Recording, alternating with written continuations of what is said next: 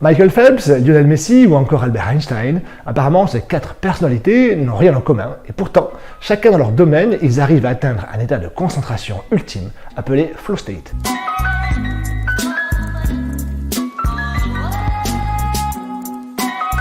Bonjour et bienvenue dans cette nouvelle vidéo. Aujourd'hui, nous allons parler de flow state. L'état de flow ou flow state est un état où la concentration et la productivité atteignent leur maximum. Pour réaliser cela, le sujet entre en immersion totale dans l'action, ce qui entraîne une sensation d'accomplissement et de bien-être. Attention, pour atteindre ce niveau, il faudra longuement s'entraîner, car seulement 15 à 20% de la population arrive à l'atteindre. Alors, comment y arrive-t-on ? Vous allez voir, ce n'est pas si compliqué. On pourrait se dire que pour atteindre un tel état de concentration, il faut que notre environnement soit calme, sans aucun bruit, et que nous nous retrouvions seuls avec nous-mêmes. Et pourtant, que vous soyez seul chez vous, ou bien dans un open space plein à craquer, n'a que peu d'influence sur votre état de flow. Comme l'expliquent les psychologues, c'est un état mental relié à vos apprentissages et au plaisir d'effectuer ces tâches. Leurs études montrent que c'est plus la nature de l'activité que le contexte qui est important. Selon un chercheur, le flow s'atteint quand votre niveau de défi est plus élevé que la moyenne, que vos capacités sont mises à rude épreuve, tout en faisant ce que vous aimez vraiment. Concrètement, l'état de flow intervient quand vous devez vous surpasser pour atteindre vos objectifs sur un sujet qui vous passionne.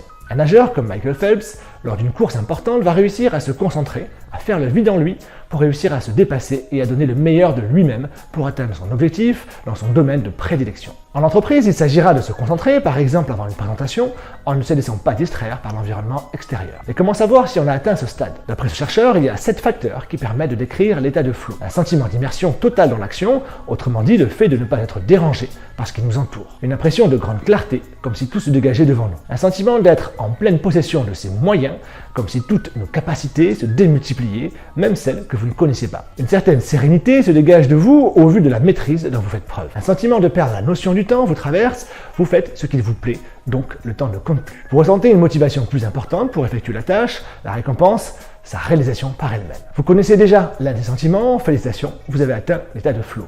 Alors comment s'en servir concrètement au travail? Maintenant que vous avez atteint ce stade, il faut réussir à le mettre au service de votre activité pour réaliser vos tâches. Comme on l'a vu précédemment, s'isoler ne sert à rien. Mettez-vous simplement à votre poste de travail. Une fois assis, prenez quelques minutes pour vous concentrer sur votre objectif et ne pensez qu'à lui en visualisant comment l'atteindre. Vous devrez également prendre conscience de votre respiration. Quand vous vous sentirez suffisamment concentré, vous pourrez démarrer votre activité. Votre production sera très probablement de meilleure qualité et plus importante en termes de volume. N'oubliez pas de prendre du plaisir à le faire en gardant ce sentiment de satisfaction tout du long.